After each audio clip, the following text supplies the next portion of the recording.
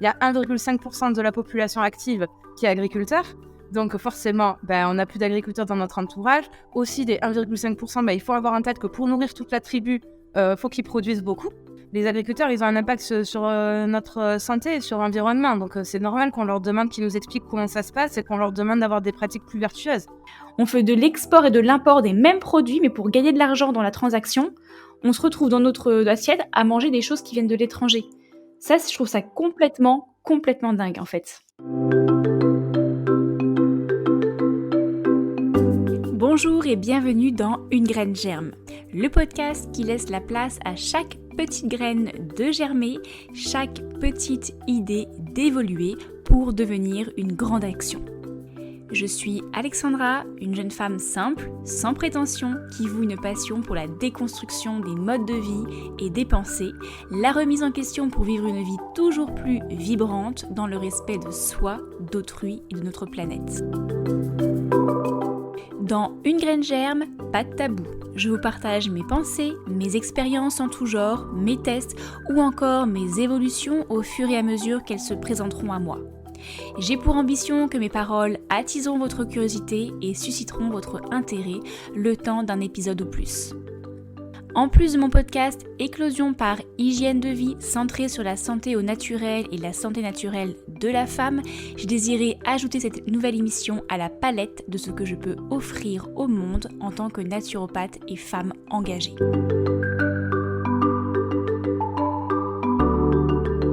Alors, quelle nouvelle graine a bien pu encore germer dans ma tête ? Bonne écoute !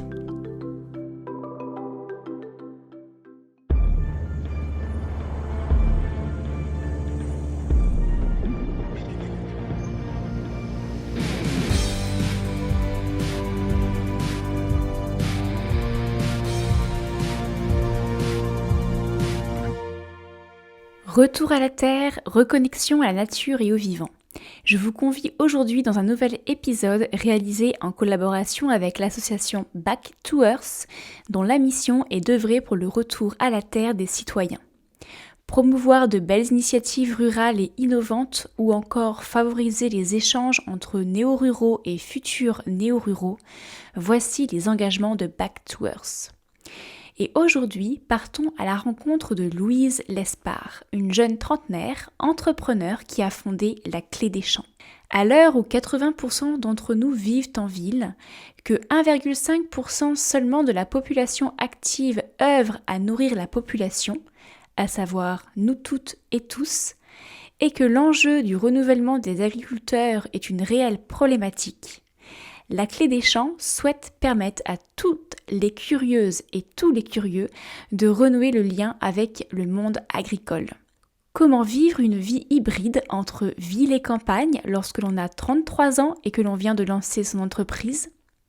Comment lever le voile sur ce monde si important que méconnu qu'est l'agriculture ? Ou encore quel impact nous avons en tant que consommateurs pour faire changer l'agriculture de demain ? Je te propose de plonger dans les profondeurs de l'agriculture, la vraie, lors de cette discussion légère et conviviale, guidée par l'accent chantonnant de Louise. Belle écoute! Bonjour Louise et bienvenue sur le podcast Une graine germe. Je suis vraiment très contente d'accueillir aujourd'hui dans ce nouvel épisode. Mais avant de rentrer dans le vif du sujet, de tous les sujets qu'on a abordés ensemble, est-ce que tu pourrais prendre quelques instants pour te présenter de la manière la plus libre et spontanée possible ? Bien sûr, bonjour Alexandra. Déjà, merci beaucoup pour l'invitation. Je suis ravie d'être là. Alors, je suis Louise Lespard. J'ai le podcast La Clé des Champs, et qui est maintenant une entreprise. On en discutera plus tard. Je propose notamment des formations avec des séjours immersifs à la ferme pour les entreprises. Je suis landaise, qui est quelque chose d'important pour moi. J'habite à Bordeaux. J'ai passé 8 ans à Paris, un petit peu, pour faire court et simple. Et quelles sont tes passions ? Qu'est-ce qui t'anime et te fait vibrer au quotidien ? Le sport, énormément. Je fais beaucoup de sport, j'ai fait beaucoup de basket et de natation. J'ai surveillé les plages à Hossegor pendant longtemps. Mon conjoint est prof de PS. On est très souvent à des matchs basket, rugby, foot, tout. Donc le sport, énormément.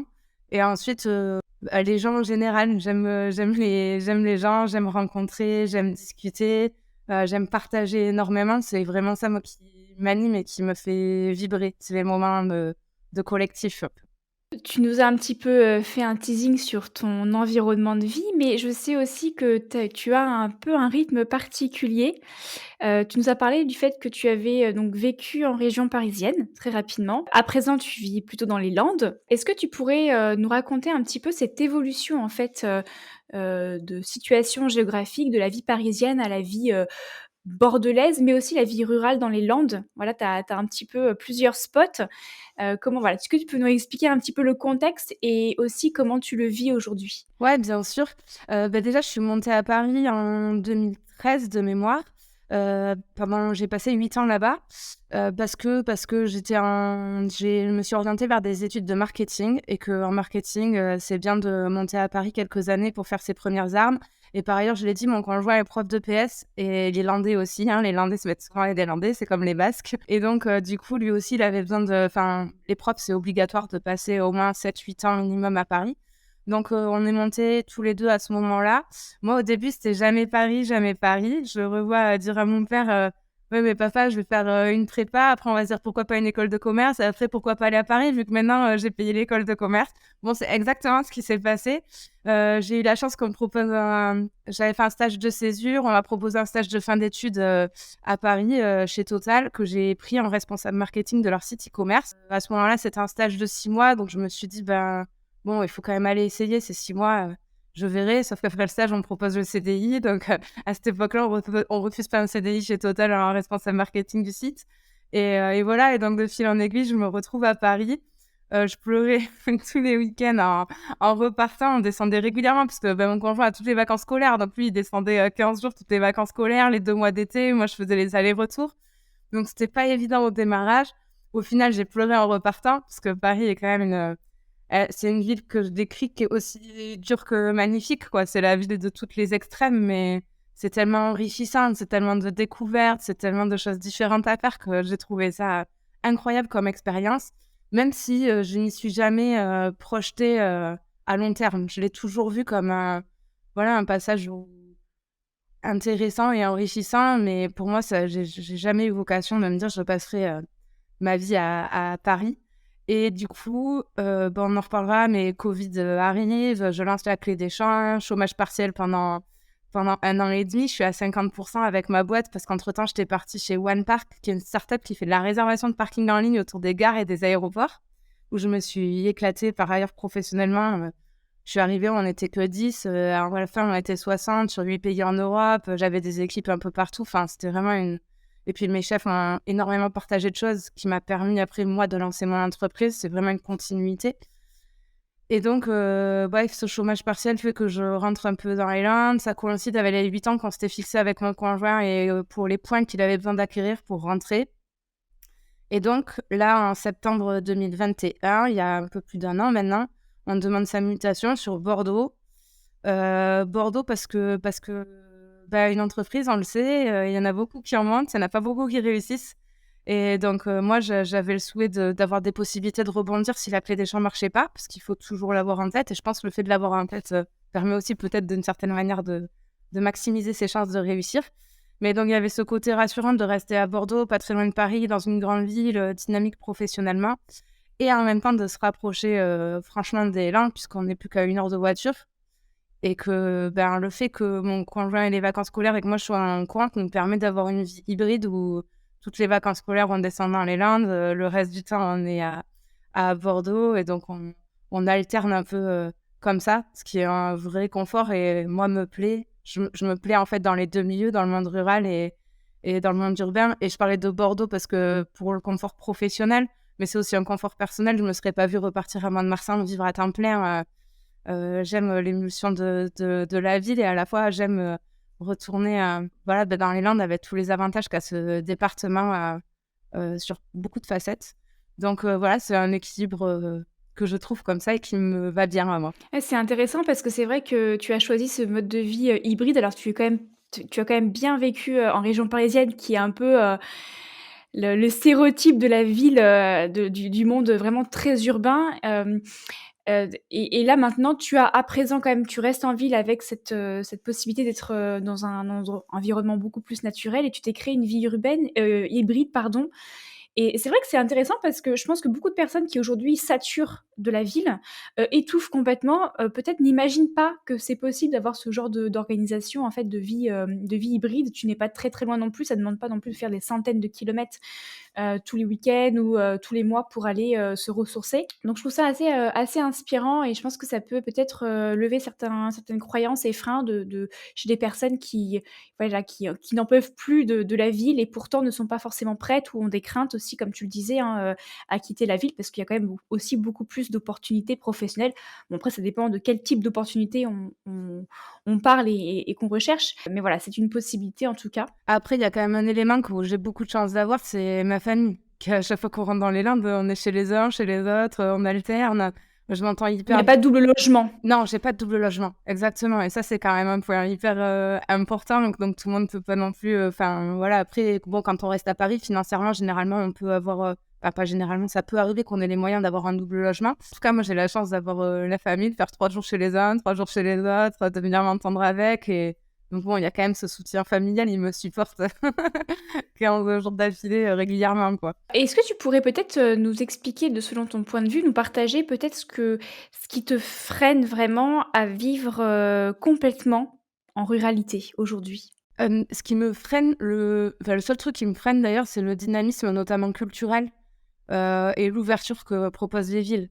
Je veux dire, ben, même une ville comme Bordeaux, au niveau du théâtre et tout ça, c'est hyper dynamique, le sport aussi, et puis surtout, dans les grandes villes, on rencontre des gens de tous les horizons et ça, j'aime beaucoup me nourrir de tout ça, de ces univers différents. Là, ça fait 1 an maintenant que je suis inscrite au théâtre d'impro à Bordeaux et pour progresser en prise de parole en public et cetera, pour la Clé des Champs et en fait, ben, moi qui suis beaucoup dans l'univers sportif, là, je découvre un tout nouvel, espace avec des gens qui ont des profils complètement différents du mien, qui sont hyper sympas et donc ça me nourrit et potentiellement, c'est ce qu'on peut avoir, moins dans un cadre, rural dans lequel je suis hyper bien parce que j'ai toujours, mes meilleurs amis sont toujours là-bas, j'ai toute ma famille donc moi, quand je vais, à la maison, jamais je m'ennuie, enfin, jamais je m'ennuie, j'ai toujours des choses à faire et cetera mais il y a une espèce de confort et de cocon en fait, qu'on a moins dans les grandes villes, qui nous sort moins de notre zone de confort et donc moi, c'est ce qui fait que je me verrai pas à l'heure actuelle, mais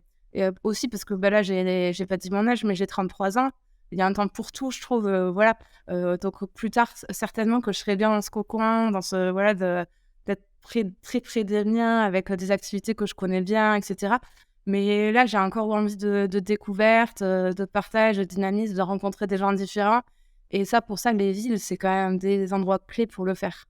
Ouais, c'est vrai. Alors après, je pense que ça peut être une question d'âge, mais je pense que c'est aussi une question de tempérament et de personnalité.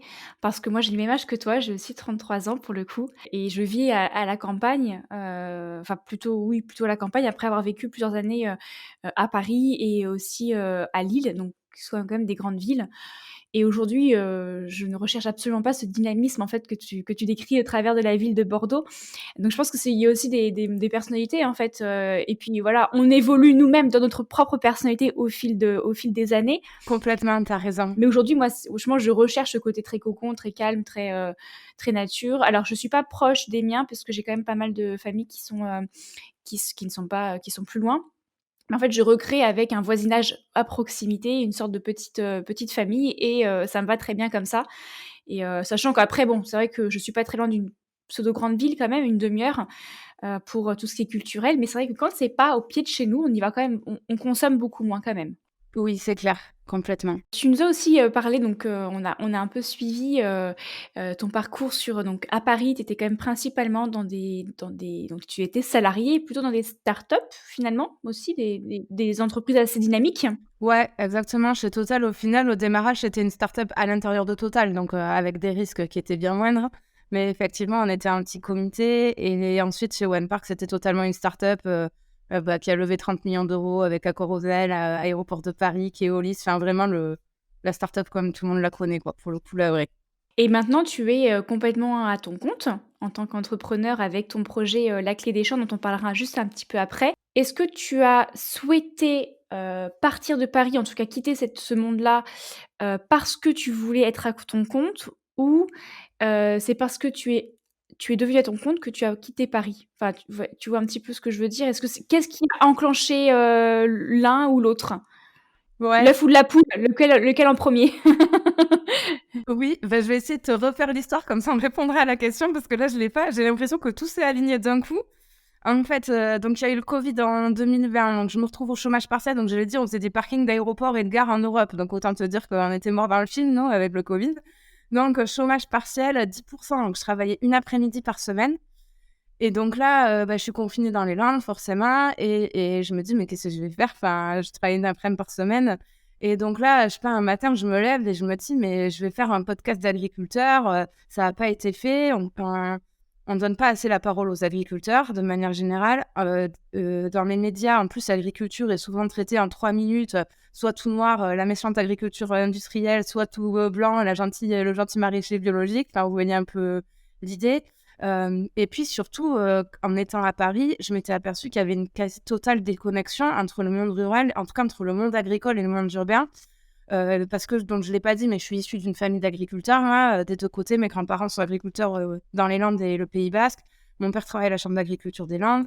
Donc moi, j'ai toujours baigné là-dedans, plus ou moins, hein, même si je suis la citadine de la famille, j'ai toujours été dans ce contexte. Et en fait, en arrivant à Paris, quand je me souviens de discussions chez One Park avec mes collègues, qui sont des gens brillants, hyper sympas, et des choses qui étaient très naturelles pour moi sur l'agriculture, bah alors, je n'étais pas du tout pour eux, quoi. Et on arrivait d'espèces de...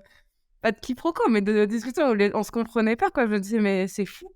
Et donc, du coup, je me suis dit que voilà, il fallait faire ce podcast pour donner la parole aux agriculteurs. Donc, l'idée a démarré comme ça pendant le confinement. Donc, bah là, je me fais livrer le matos, je sais pas, je démarre, je fais les interviews en visio, puisqu'on ne pouvait pas se déplacer. Et ensuite, dès le mois de mai 2020, je pars dans les fermes. Donc, le podcast démarre comme ça.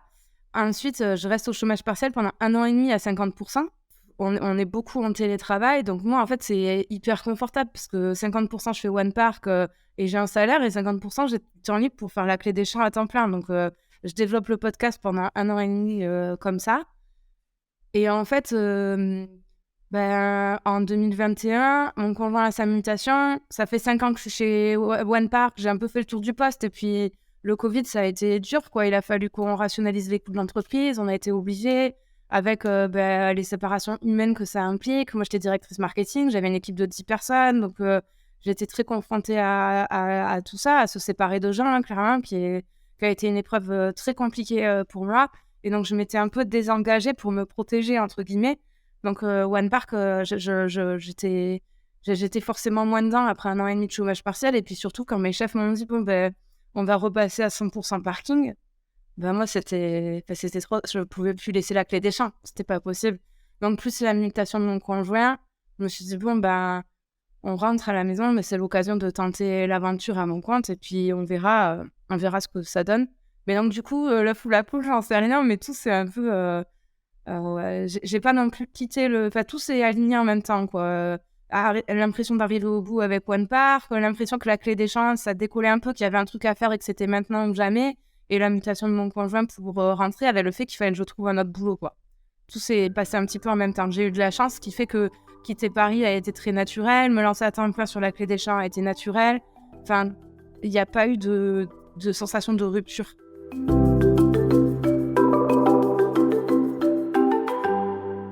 On entend la clé des champs, la clé des champs, la clé des champs depuis tout à l'heure, mais c'est vrai qu'on n'a pas posé la chose. Donc la clé des champs, c'est ton projet que tu as donc lancé, pendant ce fameux, confinement. Tu as parlé de podcast, tu as parlé de mettre en lien, enfin en tout cas de lever le voile sur le monde de l'agriculture et de donner la parole aux agriculteurs. Est-ce que tu pourrais nous pitcher là un petit peu, la mission clé de la clé des champs et nous dire, tout ce que ça englobe, du podcast, et je sais que tu fais bien d'autres choses également. Oui, la mission de la clé des champs, c'est simple, c'est de rendre l'agriculture accessible. Donc après, je vais mener toutes les missions tous les projets qui rentrent dans cette mission. Donc tu l'as dit, ça a démarré par un podcast. Donc j'interviewe des agriculteurs partout en France, toutes les filières, tous les types d'élevage. En fait, mon objectif, c'est de donner la parole aux agriculteurs pour qu'ils s'expriment valoriser leur travail évidemment, mais aussi leur donner la parole sur les sujets qui fâchent. Les produits phyto, le bien-être animal, c'est surtout pas d'éluder ces sujets, mais au contraire de leur donner un espace d'expression où ils peuvent s'exprimer eux dans leur quotidien, pourquoi ils travaillent comme ci, pourquoi ils travaillent comme ça, et de montrer la complexité de leur métier et que les choses elles sont pas toutes noires et pas toutes blanches. Ça, si vraiment à la fin d'un épisode, l'auditeur il se dit ah ouais c'est plus compliqué que ce que je pensais, ben pour moi c'est déjà en partie gagné. Qu'on sorte de ces schémas, de ces stéréotypes où on juge parfois les pratiques agricoles de manière rapide sans avoir tous les tenants et les aboutissants. Et le podcast pour ça c'est génial parce que les temps d'écoute sont relativement longs. Mes épisodes ils sont connectés en moyenne 36 ou 37 minutes. Donc ça permet vraiment de discuter de toute la facette et de prendre le temps d'expliquer. Donc ça, je sors un épisode tous les 15 jours. Maintenant, j'ai rencontré plus de 100 agriculteurs. Après, c'est des acteurs de l'agriculture française, par exemple. Donc c'est majoritairement des agriculteurs, mais je peux aussi interviewer des scientifiques sur l'impact de l'élevage sur l'environnement, par exemple, pour qu'ils nous disent ce qu'il en est. J'ai interviewé le ministre de l'Agriculture, Julien de Normandie, aussi l'année dernière. Bon, c'est un peu plus large que les agriculteurs, mais c'est de vraiment donner la parole au monde agricole pour que les citadins entendent leur voix et comprennent mieux leur métier et faire un point entre monde agricole et monde urbain. Ça, c'est vraiment l'objectif du podcast La Clé des Champs, et c'est vraiment la base de La Clé des Champs, et c'est ce qui fait La Clé des Champs aujourd'hui, et moi qui m'éclate, parce que je pars la semaine dernière, j'étais chez une éleveuse laitière, Apolline. Moi, je me régale, quoi. Je vois des vaches, je suis contente. Ils font un métier qui est passionnant, j'apprends plein de choses. Je travaille beaucoup mes épisodes pour le coup parce que vulgariser le métier d'agriculteur, ça demande beaucoup de travail en amont pour comprendre les problématiques et ensuite pour des fois reformuler derrière l'agriculteur quand il utilise des termes techniques ou alors orienter parce qu'il y a des choses pour un agriculteur qui vont sembler complètement naturelles alors que pour un citadin, il va trouver ça génial. Donc de faire aussi ce travail de mise en lumière de choses. Et puis, encore une fois, quand on parle de produits de pesticides, par exemple, ou de produits phytosanitaires avec un agriculteur, il faut avoir bossé avant pour comprendre les tenants, les aboutissants, mettre en avant les avantages, les inconvénients, les impacts. Donc, je travaille entre 2 et 3 heures chaque interview. Donc, ce qui fait que c'est hyper enrichissant. J'apprends plein de choses. La dernière fois, j'ai fait les escargots. Voilà, il va sortir bientôt l'épisode. L'escargot, c'est absolument génial. C'est un truc de fou, cet animal. Enfin, bref. Donc, j'apprends plein de choses sur des sujets très variés. Et encore une fois, je vais faire toutes les filières et tous les types d'élevage. Donc, par exemple, sur le cochon, qui est un bon exemple, j'ai aussi bien faire le cochon corse, comme on aime le voir, au milieu des châtaigniers, qui se nourrit avec les glands, etc., comme le cochon qu'on juge industriel, qui est élevage en intérieur, avec beaucoup de volume, etc. Et pour que, encore une fois, voilà, l'éleveur s'exprime, qu'ils disent « Moi, j'ai choisi ce type d'élevage pour telle et telle raison, voilà comment je m'occupe de mes cochons ». Et justement, quand on écoute ce type d'épisode, ce qui est très perturbant, c'est qu'on voit que l'éleveur, il adore ses animaux. Et du coup, on est un peu à la fin, ça pose des... Voilà, on se pose des questions, ça permet de sortir de son... Voilà, des discours un peu classiques qu'on entend constamment. Donc voilà, désolée, j'ai fait un peu long sur le podcast, mais comme c'est la base de La Clé des Champs, c'était important. Et ensuite, comme on ne gagne pas sa vie avec un podcast, comme tu le sais peut-être... j'ai dû réfléchir à qu'est-ce que je veux faire pour que La Clé des Champs soit une entreprise pérenne. Et donc, mon idée, quand j'ai quitté mon poste de directrice marketing chez OnePar et de lancer La Clé des Champs, c'était de faire des formations à l'agriculture pour les entreprises. Donc, en fait, tous les collaborateurs qui travaillent de près ou de loin avec le monde agricole, mais sans vraiment connaître les réalités du métier. Donc, par exemple, la dernière qui a suivi la formation à La Clé des Champs, c'est Sophie de Groupama, qui travaille quotidiennement au téléphone, qui conseille des agriculteurs, mais qui n'a pas d'agriculteur dans son entourage, qui a fait des études Bac+5 assurance, juridique, voilà. Donc ça, ce métier-là, son cœur de métier, elle le maîtrise très bien. Mais par contre, les gens avec qui elle dialogue au quotidien, elle ne maîtrise pas vraiment leurs problématiques et les réalités de leur métier. Et donc, je propose des formations vraiment à cette cible-là, mais ça peut être des gens du marketing qui travaillent tous les jours avec des yaourts, et qui sont jamais allés en immersion avec un éleveur de vaches laitières, par exemple. Et pour bien vendre son produit, pour bien le marketer, pour bien le commercialiser, c'est essentiel de connaître l'amont de la filière. Donc, il y a un côté pour mieux performer son métier, puis redonner du sens à son travail aussi, pour voir pour qui on bosse au quotidien. Et donc, la formation à La Clé des Champs, elle a 2 volets. Une partie sous forme de vidéo à regarder à la demande, un module e-learning, où des experts racontent l'agriculture française, et les enjeux auxquels sont confrontés les agriculteurs, les pesticides, l'eau, le bien-être animal, le réchauffement climatique. Voilà, on parle de tout ça dans cette formation. Ça dure 3 heures et une fois qu'ils ont validé le module vidéo, ils partent passer une journée en immersion à la ferme avec un agriculteur, maximum par groupe de 3 pour vraiment être en un petit comité et avoir une expérience authentique et conviviale. C'est pas la ferme pédagogique, quoi. C'est la vraie journée avec l'agriculteur. Ça fait normalement, c'est rendez-vous à 6 heures du matin. Moi qui suis pas trop du matin, c'est toujours un peu dur. Et après, on le suit dans son quotidien. S'il faut enlever les feuilles des gouttières, dans la fois, un éleveur, c'est ce qu'il a fait faire voilà, un apprenant. Parce que c'est les premières journées que j'organise, là, donc j'y vais pour l'instant. Voilà, on a enlevé toutes les feuilles des gouttières, on a ouvert les poulets, fermé les poulets. Enfin, c'est la vraie journée de la grille. Et pour aussi avoir un temps d'échange privilégié avec lui et discuter avec lui de tout ce qu'on a appris sur le module e-learning. Et puis pour son métier, quoi, d'avoir par exemple Sophie de Groupama, c'était intéressant la discussion avec l'éleveur, le rapport aux assurances, etc. Donc voilà un petit peu la clé des champs. Eh bien, c'est un vaste, vaste projet et c'est vrai que comme je te l'avais dit un petit peu en off, je trouve que tu as eu une démarche, à la fois sur le fond que, voilà, que j'approuve et que je trouve très, très intéressante de créer vraiment ce pont et ce lien, entre, le monde rural pour le coup, le monde urbain et la connaissance, finalement des personnes qui font qu'on a des aliments dans notre assiette et qui nous nourrissent. Et comme il y a également beaucoup, d'a priori ou de vraies et fausses croyances, et un peu les 2, sur certaines techniques aussi, comme tu disais, de choix, de méthodologie utilisée. Je trouve ça intéressant d'avoir, ce genre de contenu à disposition. Comme ça, après, ça nous permet, nous, en tant qu'auditeurs, d'avoir un esprit critique et après de faire des choix avec une plus grande conscience et je trouve que l'effet boomerang de tout ça et là je reprends peut-être un peu ma casquette de naturopathe, c'est qu'on prend conscience de ce que l'on mange également.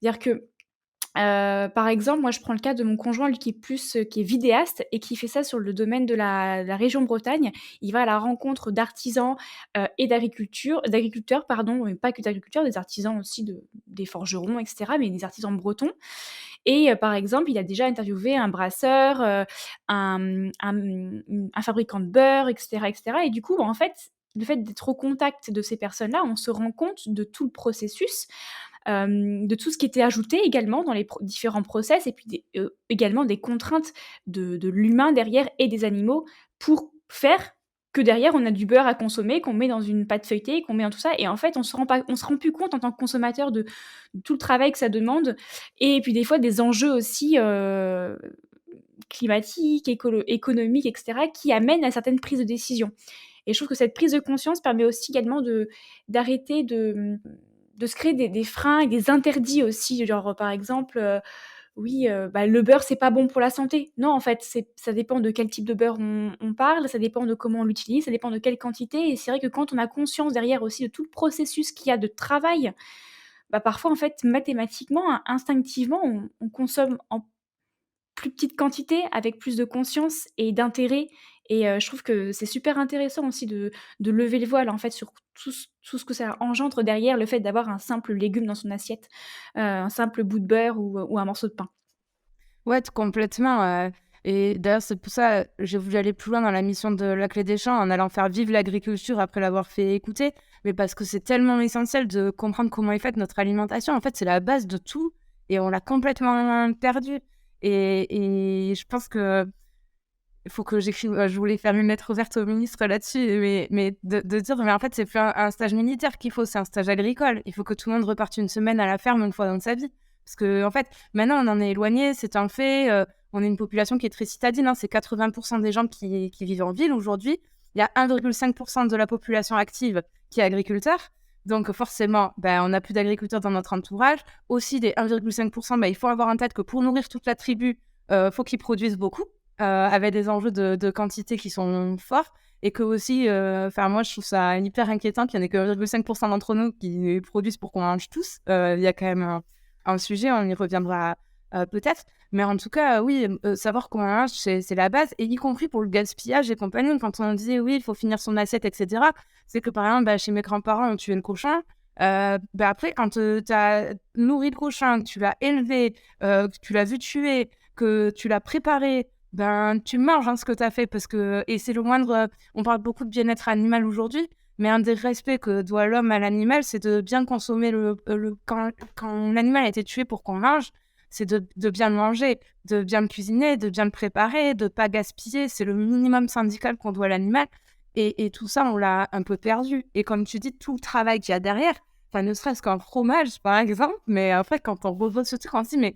Et après, les fromages, on les voit plus pareil. Quand on prend des fromages fermiers et tout, c'est vraiment un bout de terroir qu'on mange, un bout de l'âme de l'éleveur, presque, de son travail. Il a travaillé des années pour produire ce fromage, au final. Et la dernière fois, pour la petite histoire, je suis allée voir... j'ai fait un épisode avec les pêcheurs de coquilles Saint-Jacques. Donc, je suis partie une demi-journée en bateau. Bref, avec le mal de mer, j'ai vomi. Je te passe un détail, mais c'était un peu épique. Non, mais alors, le poisson, c'est pareil, mais plus jamais j'en mange pareil, quoi. C'est un travail de forcené. C'est incroyable tout le travail qu'il y a derrière. Donc, effectivement, c'est aussi ce que j'ai envie de mettre en valeur. C'est que c'est une profession qui travaille dur. Après, je suis pas en train de dire qu'ils font tous leur travail, etc. C'est comme dans toutes les professions. Il y a des gens qui travaillent mal partout, chez les agriculteurs aussi. Mais par contre, je pense que c'est une minorité, comme dans tous les métiers, et que la majeure partie des gens, ils ont envie de bien travailler, de respecter l'environnement, respecter leurs animaux et respecter la santé des gens qui les nourrissent. Après, c'est aussi à nous, en tant que consommateurs, d'essayer de trouver, en fait, ce genre d'agriculteurs qui respectent, nos propres valeurs en tant que consommateurs.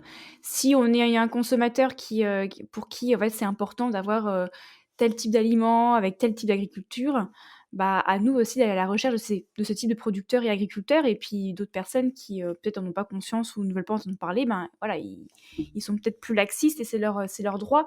Mais, mais quoi qu'il arrive, effectivement, le travail, il dure partout. Complètement. Après, souvent, en vrai, j'ai le sentiment qu'au-delà du travail parce que, par exemple, la semaine dernière, donc je t'ai dit, j'étais chez une éleveuse laitière qui a 120 vaches, donc qui a un gros troupeau français, qui est en circuit traditionnel. Bon, elle est en bio, 100% en bio, par contre, mais bio ou pas bio, à la limite, voilà. Mais ce que je veux dire, c'est que voilà, on le lait après part dans les circuits tradis, en coopérative, qui le transforme après en lait, en fromage, qu'on va retrouver. Il y a une grande marque de fromage de chèvre, notamment, etc. Mais en fait, c'est plus les process de transformation aussi derrière. Je veux dire, un éleveur laitier, même en bio, un conventionnel, etc. Bon, généralement, la dernière fois, j'en ai emmené, j'ai emmené des Parisiens à la ferme chez une éleveuse conventionnelle laitière, qui avait 115 vaches aussi dans ces eaux-là. Et en fait, en repartant, il me disait, ah, c'est cool d'avoir vu une petite éleveuse laitière. Je dis, mais les gars, 120 vaches, c'est pas petit. 115, 120, c'est pas petit, quoi. C'est une grosse éleveuse. Mais en fait, en France, ça reste quand même... Et pourtant, les vaches étaient toutes à l'intérieur dans le hangar parce qu'il faisait très chaud dehors, donc elles n'avaient pas envie de sortir. Alors on les avait toutes sous les yeux. Mais tout ça pour dire que la réalité qu'on se fait des choses versus après... Enfin, la réalité qu'on s'imagine versus ce qu'elle est vraiment, elle peut être différente. Et donc, les agriculteurs en amont, voilà, bon, voilà, ça bosse, quoi. Et c'est surtout après les process de transformation et les produits transformés qu'on va manger. Parce qu'on prend plus le temps de cuisiner, etc. Donc, il y a un des soucis qui est là aussi.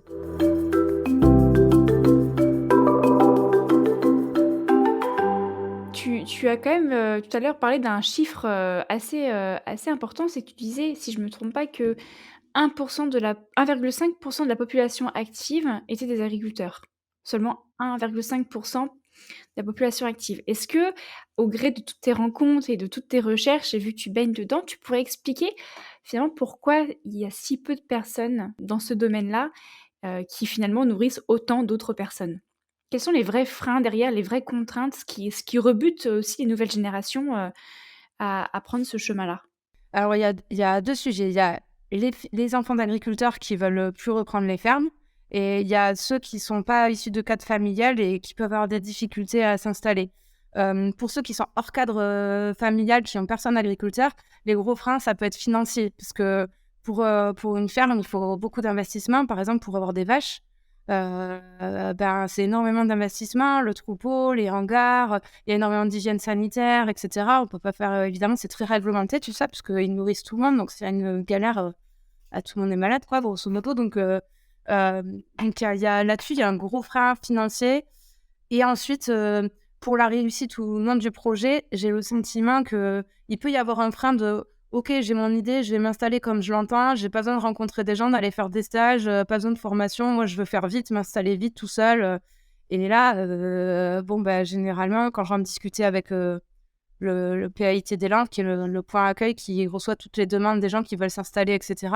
Ces profils-là, souvent, à la sortie, le projet, ça peut finir en burn-out parce qu'en fait, ils se sont pas forcément bien. Ils se sont fait une idée du métier et dans la réalité, ils étaient mal préparés. Donc voilà. Mais sur cette population-là, après, des gens motivés, on en aura besoin de ces gens-là qui s'installent. Donc, c'est essentiel, mais ils ont besoin d'un accompagnement financier, d'un accompagnement de savoir-faire pour réussir leur projet. Donc ça peut être le plus gros frein.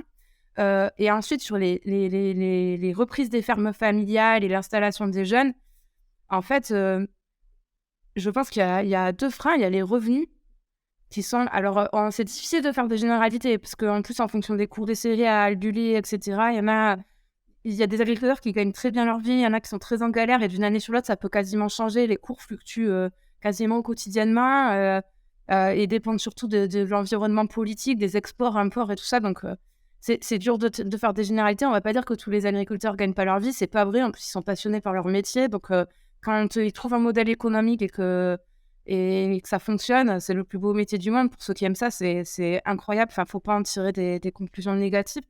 Mais par contre, c'est vrai que c'est plus l'incertitude des revenus versus l'investissement financier que ça demande et le temps de travail.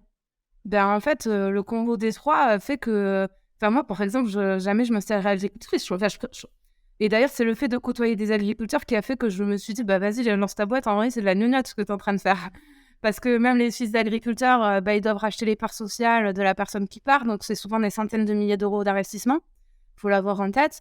Et ensuite, pour des revenus qu'ils ne maîtrisent absolument pas la plupart du temps, sauf s'ils veulent se mettre en vente directe. Mais en vente directe, ça veut dire qu'il faut gérer la production, le conditionnement et la vente. Il faut faire 3 métiers en un, donc il y a plus de travail, c'est plus valorisé, mais ça demande beaucoup plus de temps. Donc pour la majeure partie, ils ne maîtrisent pas le revenu qu'ils vont avoir, donc c'est une grosse incertitude. Il y a aussi le changement climatique, qui est une autre variable qui prennent de plein fouet en ce moment et qui rajoute une incertitude folle de comment va se comporter la nature et de s'adapter constamment à trouver des solutions. Mais sauf que les solutions, elles se trouvent sur le long terme. Mais là, les choses, elles changent très vite. Donc, pour l'instant, c'est surtout souvent de la perte de récolte, de la perte de revenus quand il y a des gels tardifs, des épisodes de grêle violents, de la canicule. Donc voilà. Et le tout, avec des heures de travail qui sont hyper nombreuses, les agriculteurs, j'ai plus les stats, mais c'est la profession qui travaille le plus avec les chefs d'entreprise. Mais parce que, on y reviendra, mais je ne vais pas tout dire d'un coup, mais les agriculteurs sont des entrepreneurs. J'avais fait une tribune dans les Échos entre les similitudes entre mes chefs en start-up et les agriculteurs. Et dans le quotidien, il n'y en a aucune, mais dans les préoccupations, il y en a vraiment beaucoup. Les agriculteurs sont des chefs d'entreprise. Donc voilà, il y a tous ces freins. Et le tout avec un métier en termes de communication. Alors là, c'est très paradoxal ce que je vais dire, qui n'est pas forcément bien valorisé. Alors à la fois, il est très bien valorisé parce qu'on les voit partout dans les publicités, les agriculteurs. Mais à la fois, ils prennent quand même cher, quoi. Quand tu vas sur Twitter, c'est dur, quoi. C'est la violence un peu, hein. Et d'ailleurs, je prends pas beaucoup la parole sur Twitter parce que ce réseau m'intimide un peu, je trouve, tellement violent. Mais c'est vrai que les gens, il y a des détracteurs du monde agricole qui sont assez virulents. Il y a des raccourcis qui sont très souvent faits par les médias. Et ça, c'est... En fait, je pensais pas, mais ça affecte vraiment beaucoup les agriculteurs. Alors que c'est une minorité de gens, parce que 80% des Français font confiance à leurs agriculteurs. Dans le dernier sondage, je crois que c'est l'IFOP qui l'avait fait. Donc, c'est vraiment une minorité, mais ça touche énormément les agriculteurs. Au fur et à mesure de tes rencontres, est-ce que tu aurais identifié des choses, des aides, des clés, des conseils qui pourraient permettre peut-être aux nouvelles générations de se dire « Ah, pourquoi pas, finalement ?» Oui, parce qu'il y en aura besoin et il faut encourager les gens à devenir agriculteurs. Oui, il y a plein d'évolutions possibles. Notamment, en fait, j'ai l'impression qu'une des clés, c'est que les fermes du futur, elles vont s'agrandir mécaniquement. Mais par contre, en fait, c'est l'association. Il y aura peut-être 3-4 agriculteurs sur la même ferme. Donc, en fait, ça va s'agrandir sur le papier, mais en nombre d'hectares par personne, sûrement qu'avec les innovations technologiques et tout ça, ça aussi, ça augmentera. Mais en tout cas, ce phénomène d'association, et alors avec toutes les difficultés que c'est de trouver un associé avec qui on va s'entendre toute la vie pour travailler, mais ça comme les entreprises classiques. Mais en fait, ces associations, elles permettent d'avoir un week-end sur 2, de se partager le travail, de répartir le risque. Et je pense que ça, aujourd'hui, c'est une vraie clé pour l'agriculture de demain. L'innovation aussi. en termes de performance, mais j'ai l'impression surtout en termes de confort de travail et de gain de temps pour l'agriculteur. Par exemple, tu vois maintenant, alors tout le monde ne fait pas ce choix-là, mais il y a des robots de traite qui existent où les vaches, elles vont au robot et elles sont traites toutes seules et elles y vont quand elles veulent dans la journée et il n'y a plus cette contrainte de la traite matin et soir toute l'année qui fait que l'éleveur laitier peut jamais partir en vacances. Enfin, faut en avoir confiance, quoi. Quand tu demandes à un éleveur laitier, t'es parti en vacances, il dit ah oui, je suis parti 3 jours il y a 2 ans. Enfin, c'est là, ah bon, c'est pas des vacances, quoi. Enfin, et donc l'innovation pourra permettre aussi, mais c'est sûr que les conditions de travail dans les fermes, il va falloir qu'elles changent pour que la nouvelle génération, elle ait envie d'y aller, parce que notre génération, elle ne supportera plus tout ça. Et en même temps, il y a une vraie aubaine, c'est que la nouvelle génération, elle est à la recherche de sens. Et le monde agricole, le sens, il est fou. Enfin, je veux dire, faut nourrir une population croissante avec des terres qui sont pas extensibles, voire qui se réduisent avec l'urbanisation à des prix accessibles. Enfin, enfin, le challenge, il est immense et il va y avoir besoin de compétences chez les agriculteurs. Et d'ailleurs, les nouveaux qui s'installent, ça n'a plus rien à voir avec le profil de mon grand-père. Hein. Enfin, c'est des mecs sont ultra câblés. Enfin, quand ils te parlent, moi, je comprends vraiment pas tout. Enfin, l'agronomie, c'est le métier est devenu complexe, mais les profils se sont vachement renforcés. Et c'est vraiment des profils de chef d'entreprise. Et ce que je trouve est une bonne chose. Mais il faut que le consommateur accepte aussi. Qu'on n'est plus dans la vision de la ferme d'antan avec 3 poules, 2 canards et un jardin. Si on veut cette vision de 20 ans, il faut qu'on prenne tous nos responsabilités, qu'on reparte dans les fermes et qu'on aille travailler nous. En fait, le truc, c'est qu'aujourd'hui, par exemple, moi, je produis rien pour m'auto-nourrir. Je produis rien, j'achète tout. Et c'est ça un des problèmes aussi. Donc, à un moment, soit on prend nos responsabilités, on se dit, OK, c'est plus ce qu'on veut pas d'une agriculture qui produise à grande échelle avec les méthodes de performance que ça implique. Mais auquel cas, je crois qu'il faudrait revenir à 20% de la population qui est agriculteur pour revenir à une image un peu plus classique qu'on aimerait de l'agriculture. Mais ce qui est énorme, on est à 1,5 passé à 20, voilà. Donc ça veut dire qu'il faut qu'on s'y file. Soit si on n'a pas envie de s'y filer, parce que moi, la première, je suis très bien en ville, j'aime aller au théâtre, j'aime aller au sport, etc. Il faut qu'on accepte de faire confiance aux gens qui mènent les fermes et d'accepter qu'ils mettent en place des choses pour eux aussi avoir une vie décente et gagner leur vie, quoi. Et peut-être essayer de trouver son équilibre, j'imagine que moderniser les fermes, moderniser, le métier, peut ne pas aller à l'encontre du bien-être animal et de certaines pratiques, très authentiques et oui, respectueuses de l'environnement également et du bien-être animal. Oui, totalement. Et de toute façon, il y a plus le choix parce que, en fait, et ça, je crois que la nouvelle génération d'agriculteurs, elle a très bien pris en compte que, en fait, si tu veux, par exemple, les pesticides, alors je parle d'un domaine que je connais, enfin, que j'ai étudié, mais n'empêche que je suis pas à l'INRAE scientifique qui maîtrise les trucs de A à Z.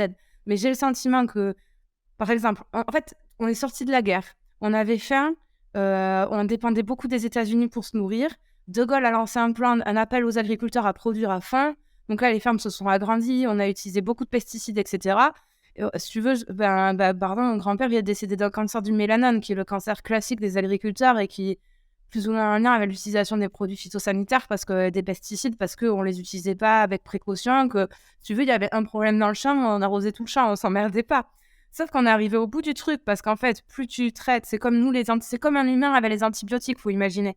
Plus tu prends des antibiotiques, moins tu es sensible à son efficacité, plus tu en prends. Sauf que tu arrives à un moment où en fait, tu te soignes plus.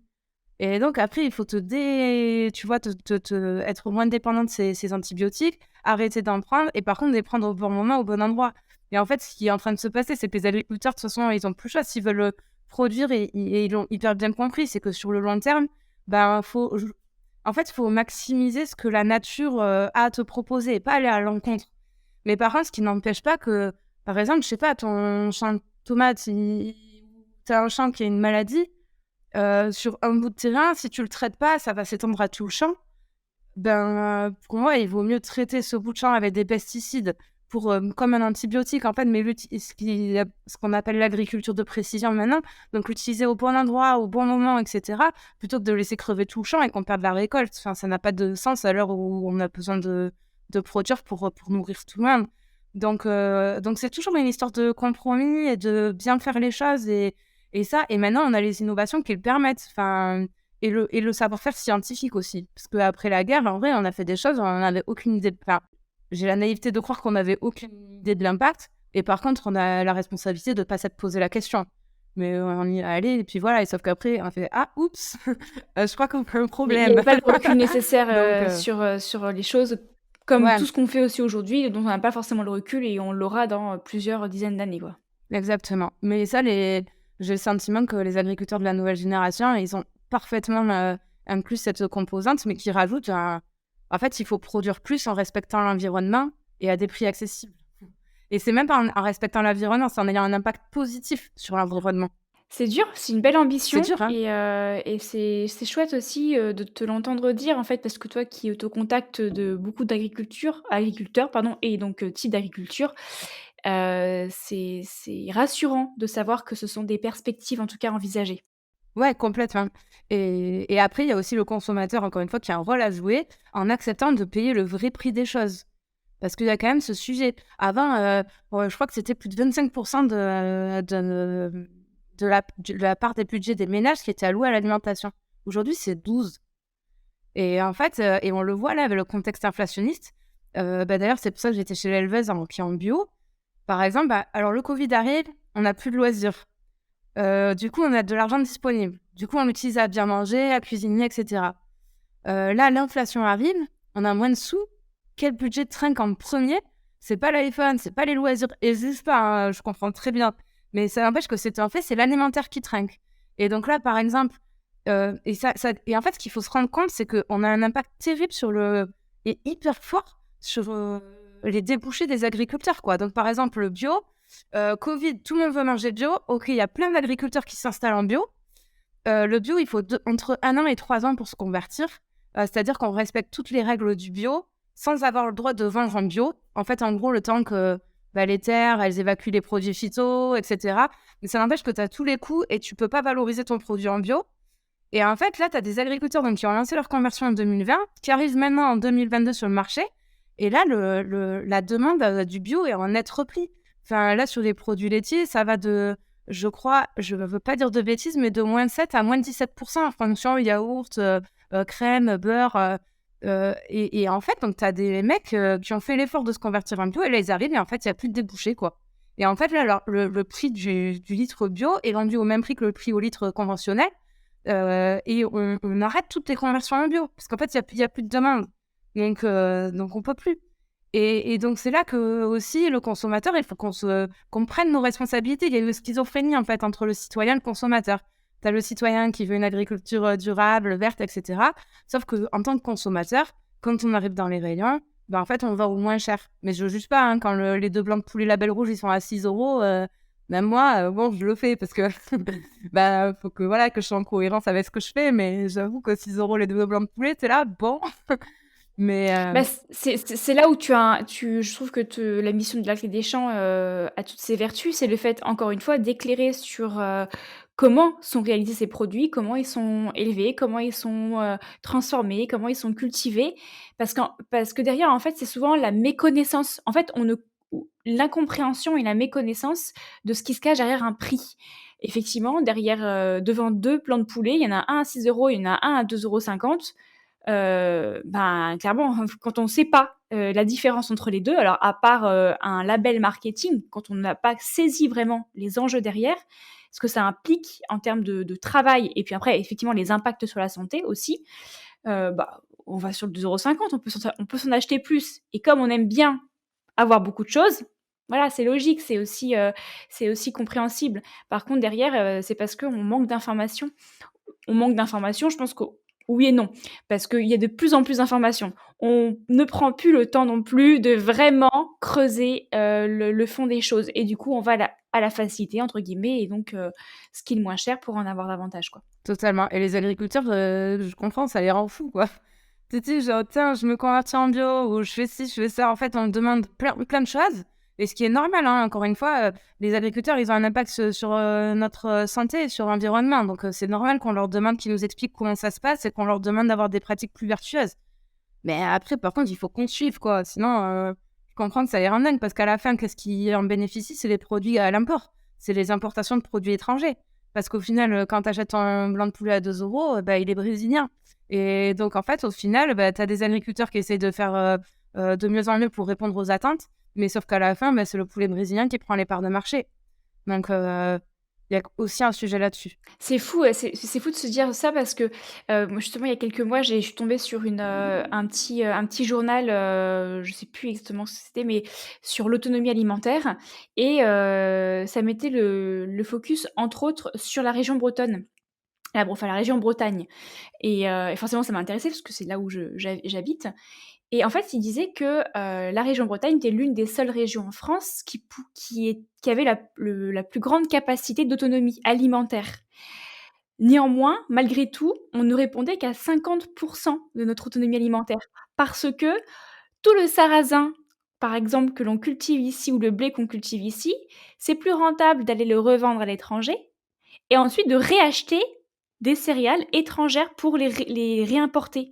On fait de l'export et de l'import des mêmes produits, mais pour gagner de l'argent dans la transaction, on se retrouve dans notre, assiette à manger des choses qui viennent de l'étranger.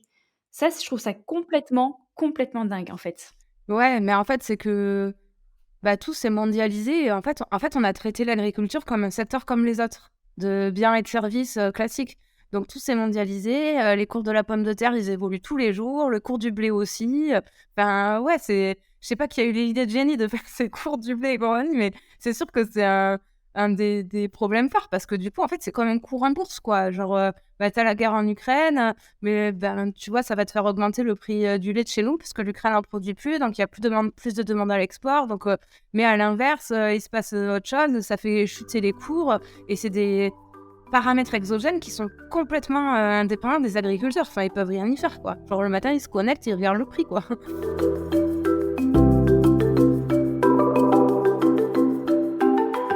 Nous allons tranquillement arriver à la fin de notre échange, Louise.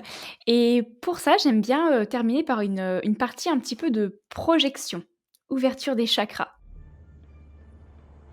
Une graine germe et Back to Earth prône pour un retour à la Terre de l'être humain, une reconnexion à son écosystème. Donc je te propose de faire un petit voyage dans le temps et de nous retrouver dans 10 ans, à savoir en 2033. Tu fermes les yeux quelques instants, tu fais ce voyage et maintenant tu réouvres les yeux. Que perçois-tu devant toi ? Qu'est-ce que tu ressens ? Qu'est-ce que peut-être tu fais ? Et où en est la clé des champs dans ce monde en 2033 ?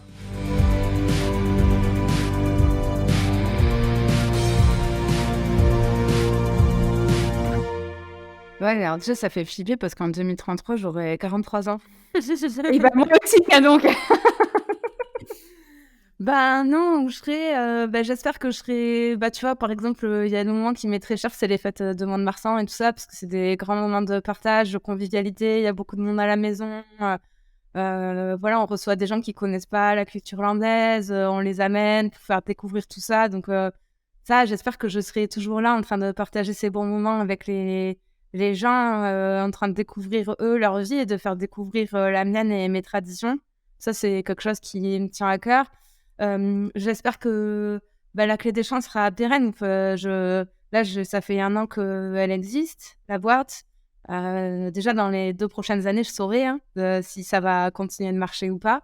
Mais j'espère vraiment que je serai toujours à temps plein sur la clé des champs, que je remplirai toujours ma mission de rendre l'agriculture accessible, que j'amènerai les gens dans les fermes de plus en plus, que je continuerai, je ne l'ai pas dit, mais à rémunérer les agriculteurs pour le faire. C'est une formation, j'indemnise les agriculteurs, évidemment, qui reçoivent les gens à la ferme. C'est pour ça que je suis partie sur le secteur des entreprises, pour pouvoir bien les rémunérer et moi, pérenniser l'entreprise aussi. Donc voilà, j'espère que j'aurai toujours cette relation avec les agriculteurs, de leur apporter à ma petite échelle un revenu additionnel et puis d'avoir toujours ces liens avec eux.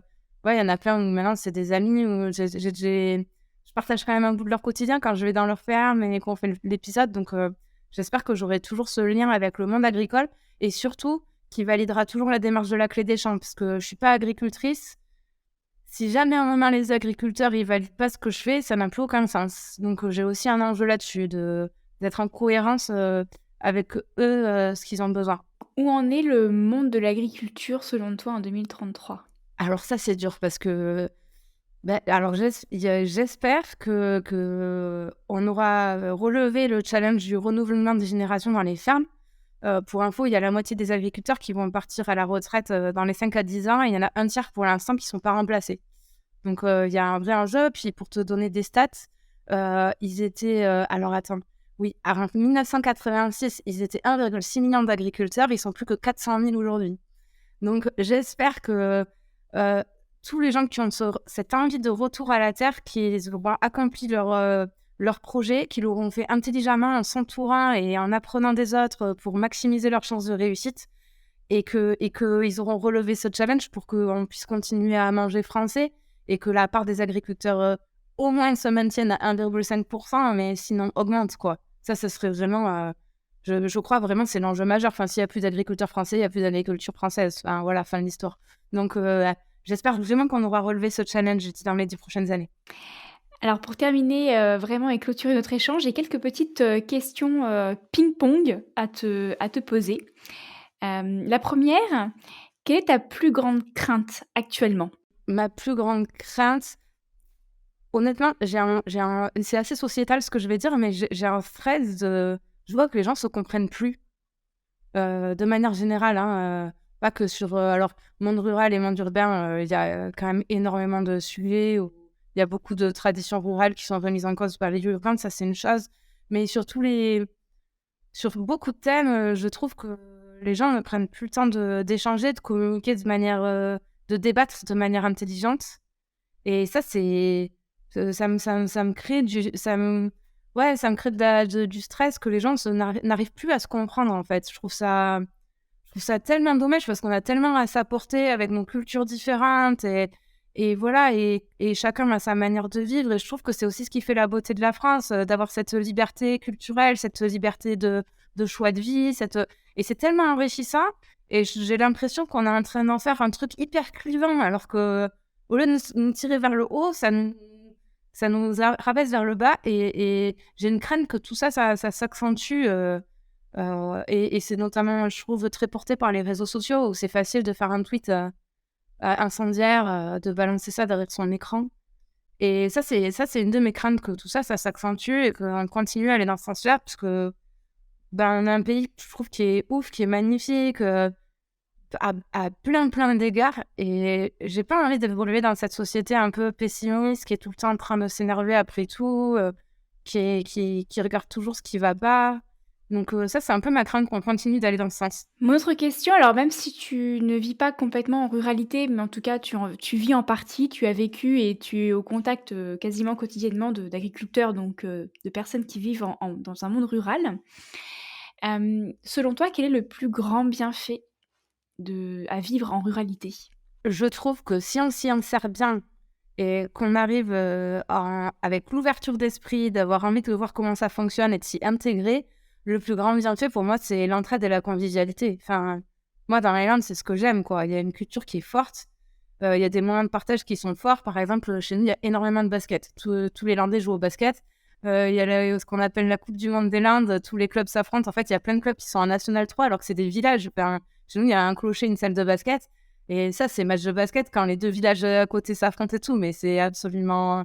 C'est des moments géniaux, quoi. Enfin, et je trouve que vraiment, il y a ce côté collectif et convivial. Et voilà, où quand tu t'es intégré là-dedans, enfin, moi, c'est ce que j'aime dans les Landes. C'est toutes ces traditions-là de tout bord, mais qui font qu'en fait, ces traditions, elles sont là pour réunir les gens. Et ça, c'est le plus beau des trucs. Moi, c'est les moments que j'aime, quoi, vraiment.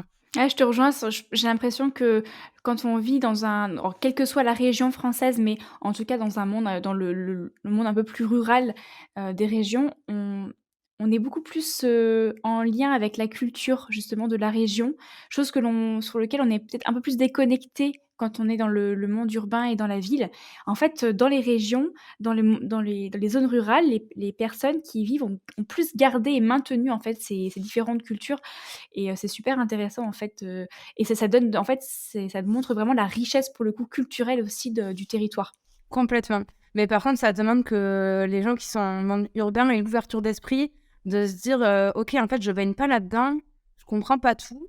Bon, je vais leur faire confiance s'ils le font, c'est que ça doit aller. Et en même temps, qui je suis pour juger Enfin, voilà, c'est sûr, à Paris, il y a le théâtre, il y a une offre culturelle qui est folle. Bon, mais il y a pas besoin de retour à la terre, de tradition, de tout ça pour se réunir.